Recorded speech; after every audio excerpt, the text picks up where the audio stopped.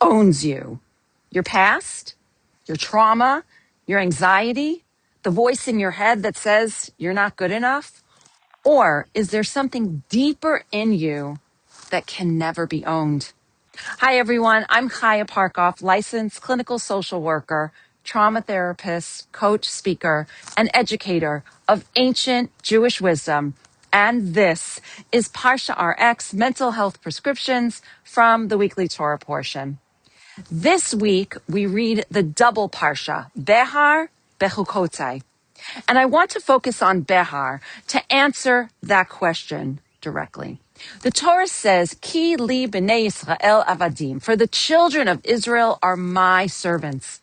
And Rashi explains, they are my servants. My claim comes first, meaning before anything else lays claim to you, you already belong to Hashem. So nothing else gets to own you, not your past, not your trauma, not your habits, not what's happening around you, and not even what's happening inside of you.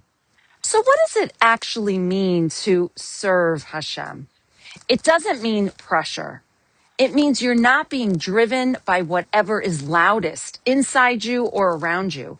It means you're led by and choosing from something deeper.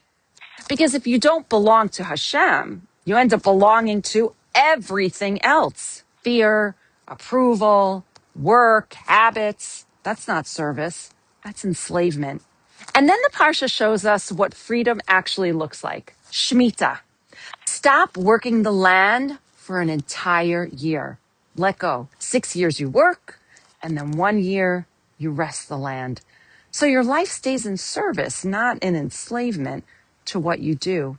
The Torah even says the obvious fear out loud. What will we eat? And then answers, V'tziviti et berachti. I will command my blessing.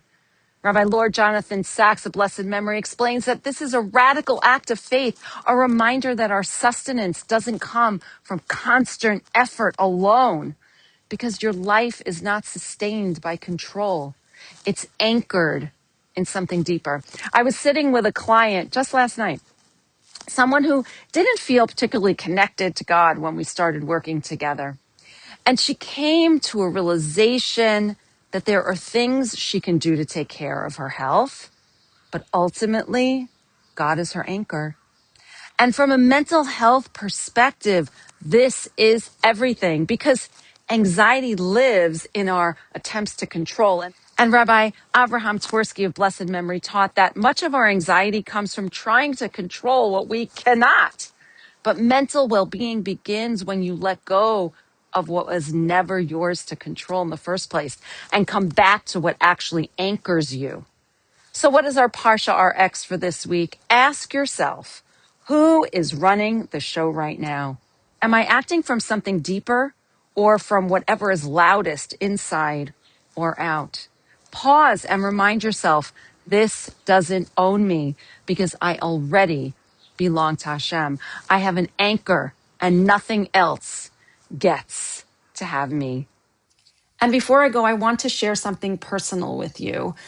This is going to be my last weekly ParshaRx video for a little while. I'm taking a pause. It feels aligned with this week's Parsha, Shemitah. The land itself is commanded to rest, to pause, not because it's done, but because the pause is part of the growth, part of the trust, part of what allows something deeper to be cultivated beneath the surface so that it can rise up. And that's the season I'm stepping into right now. We are in the midst of moving from Colorado to New Jersey to be closer to our parents, our children, and our grandchildren. And so we can be closer to our beloved Israel so we can spend more time there. I'm helping my daughter with her new baby.